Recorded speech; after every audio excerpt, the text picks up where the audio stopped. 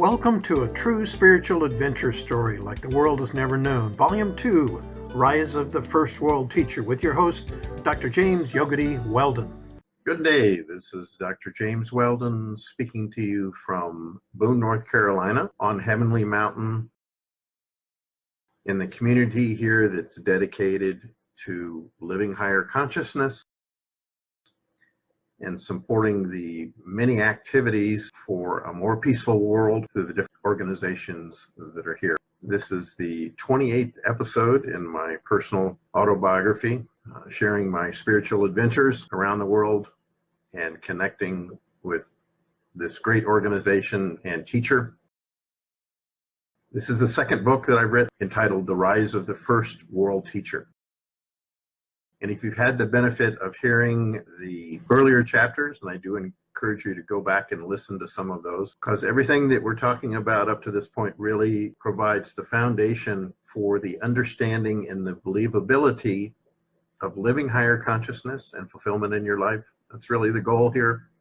And also doing what we can as individuals to make this world a better place. I live in a community that is dedicated towards helping the world be happier, healthier, more peaceful, and doing all kinds of wonderful projects around the world. We're just a small part of a great organization and group of individuals, the United Nations NGO, one of the biggest in the world, if not the biggest. Every time I look online to see the different projects that are going on, it gets bigger. And one of the sites on Art of Living, talking about the Peace Project, is estimating now about 370 million people around the world have been impacted by this program. And I'll show you a link, which you can go to perhaps at a later time. The case studies of the activities of the Art of Living around the world trying to create peace.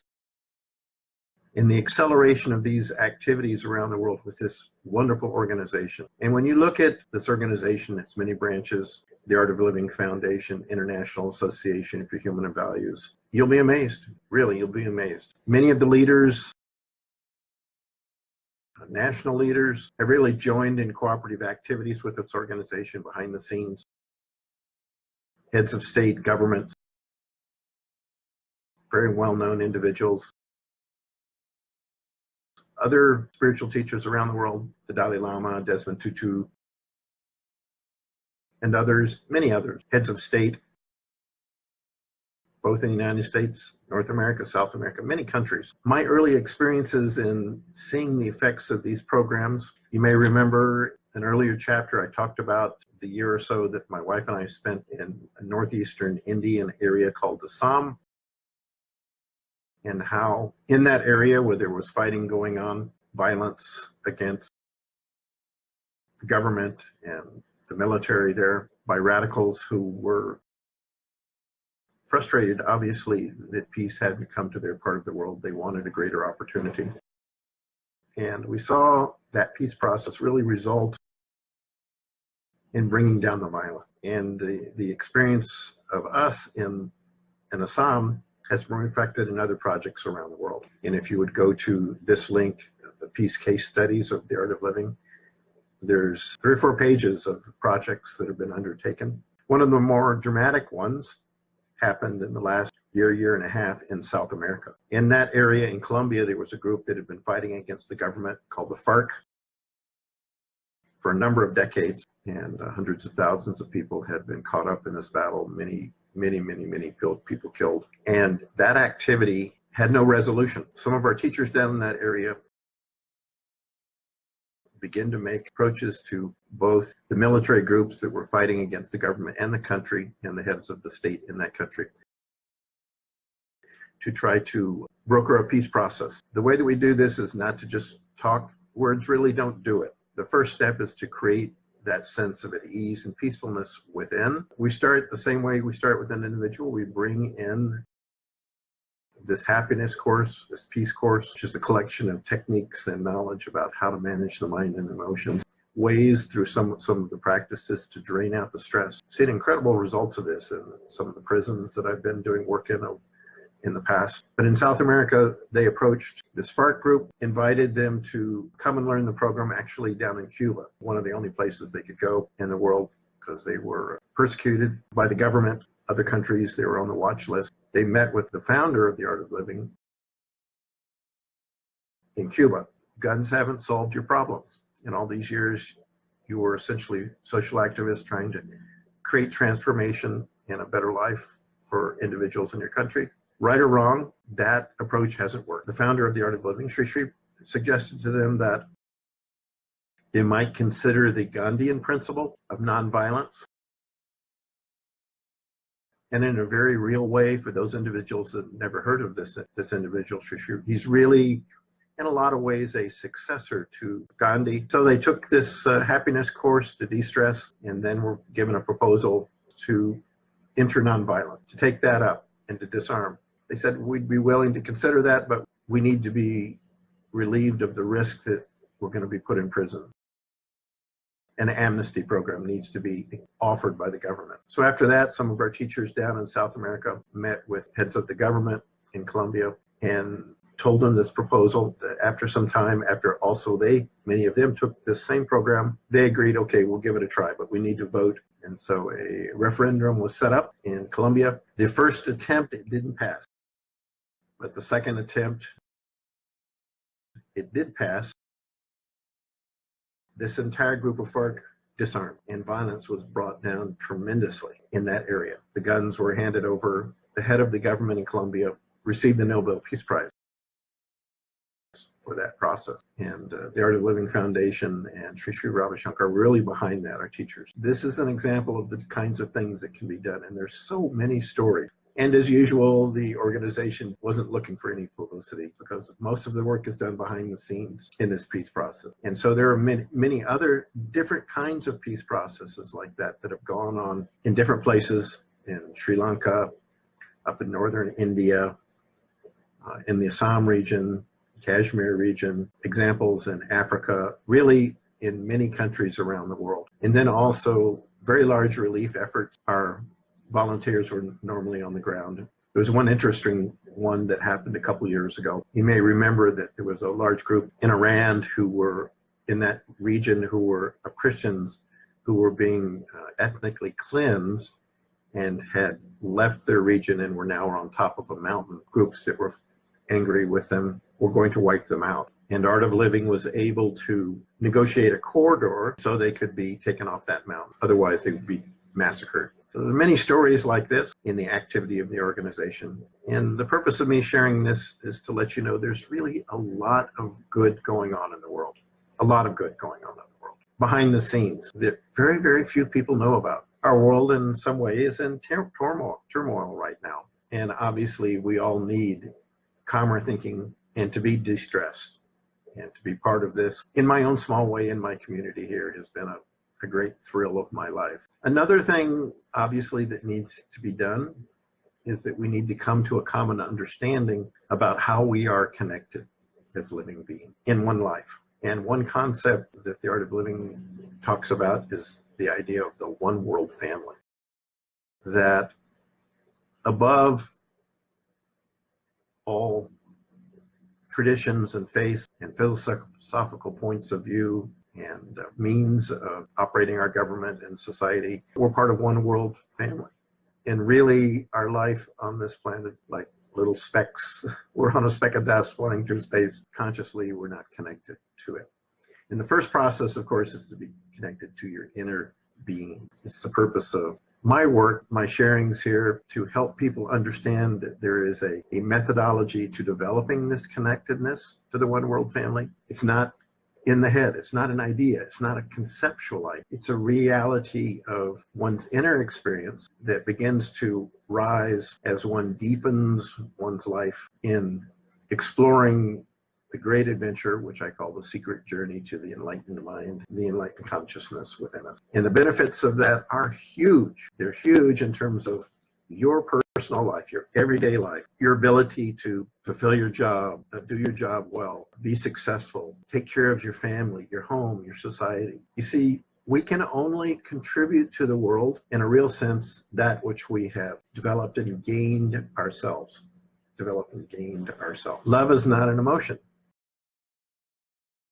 It's the very essence of our being. Compassion is not a practice. It is the nature of our inner consciousness. Enthusiasm, you can try to be enthusiastic, but it really is a happening. Creativity is a spontaneous flow from the resources of your bigger mind that comes. Even the greatest geniuses in this world, Albert Einstein, all the way back to Michelangelo, the great painters, the great artists all around the world, in India, unbelievable poets and great teachers of this knowledge. Those emergences of higher consciousness, of inspiration for the world, do come from a well deep within us. And to the extent that we have tapped into that within ourselves, then we really have something to give. What the world does not yet realize is that all of those qualities can be grown and developed. It's the nature of our inner dimension. But the unsettled mind, the worrying mind that's going backwards and forwards, regretting the past, anxious about the future, never is allowed to settle down enough for those qualities, those great qualities within us, to emerge in their full sense. Lately, my wife and I have been, like perhaps many of you in the country, we enjoy going to movies. The movies that are coming out, many of them, at least in the West, are embodiments of the search for the real hero, the superhero. The individuals that are overcome great difficulties are able to do good. Fortunately, our model has been, with some of the superhero movies, that it's all about fighting back. And often, the bad guy comes up with great abilities and the good guy even has greater abilities, and the story is he's vanquished. And in a real sense, we are all attempting to vanquish those weaknesses within ourselves. We are really on a journey to overcome our small limitations and live those greater qualities. And the real heroes in the world, and there really are superheroes in the world, there really are those who have taken the time and energy to develop those qualities, and then they put them into action. This is the story of how the millions of individuals associated with this organization have reached out to now and touched the lives of about 370 million people around. And there is a technology, a methodology for doing that, for developing those qualities within us, to uncovering and eliminating the blocks that are preventing us from manifesting those fully. It's both a science and an art. The exhibition of those characteristics and the greater capacities of the mind are now beginning to move into much fuller expression in the world. And if you've taken the time to listen to my earlier stories and the things that I've been taught, I do believe we're in a time of great, tremendous expansion in the world in terms of higher consciousness. And the technologies to enable more of these advanced awarenesses are beginning to emerge in a more powerful way.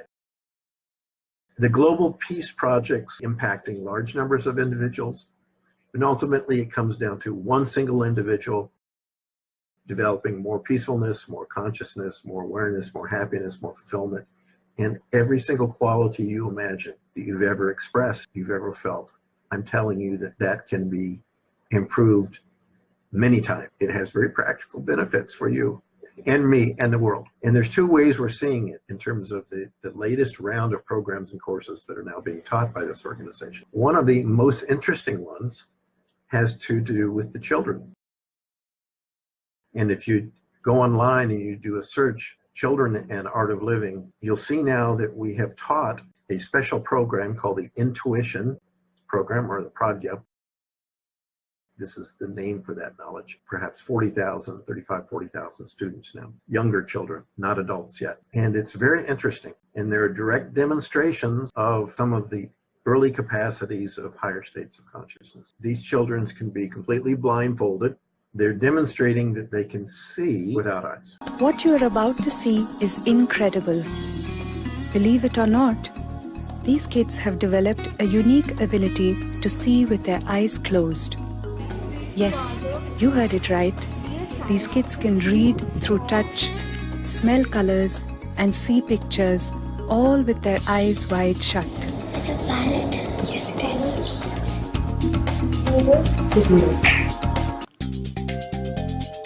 Here, we have put a lot of cards. Yes. Okay? Now you have to pick yellow color cards in this and put it on your right. If it is any other color, you can drop it in the same bunch.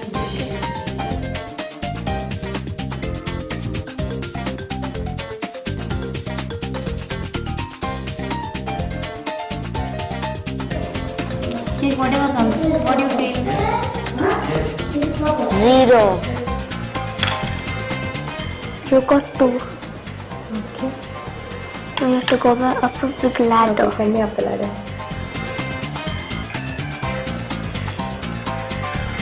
You've come to 84. You got 2.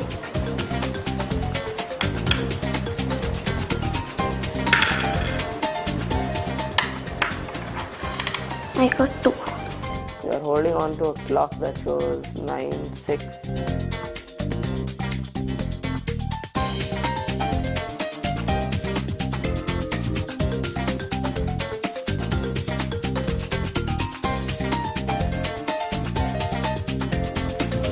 There's some flowers. Yes. Incredulous it may seem, but it is true. Grass.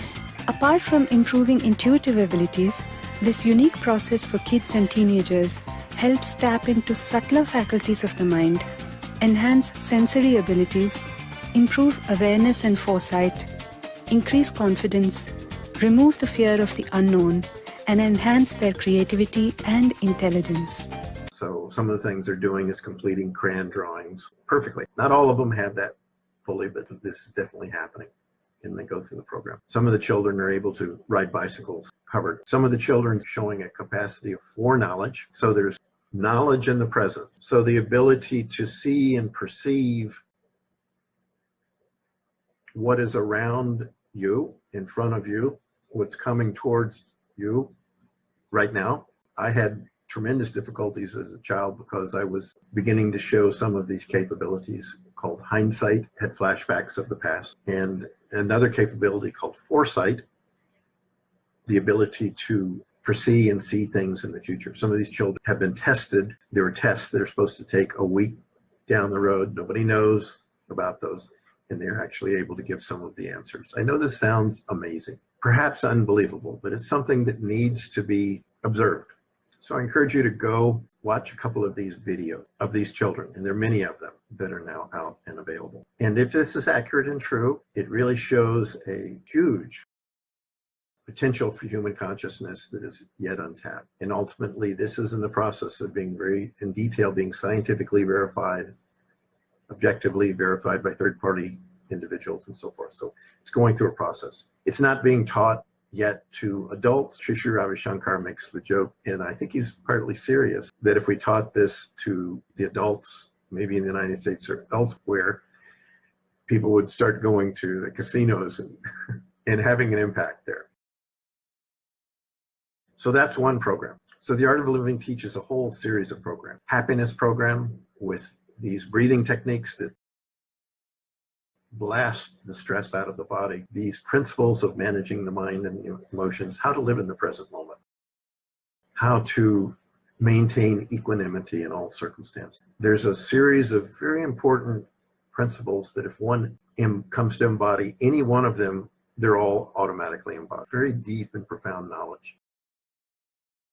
Very basic principles on how to live. It's called also the Art of Living course, basic course. Then there are advanced programs where people can come, and it's very important to come together in community and have a little time of silence and ease, retreats. And so this facility here on Heavenly Mountain, called the Art of Living Retreat Center, is dedicated towards that. Not only their programs, but they invite any other organizations that would like to come and offer programs. They can do that as well. So this organization is not just the founder of the Art of Living special place for only his educational program. It's designed to be an institution which supports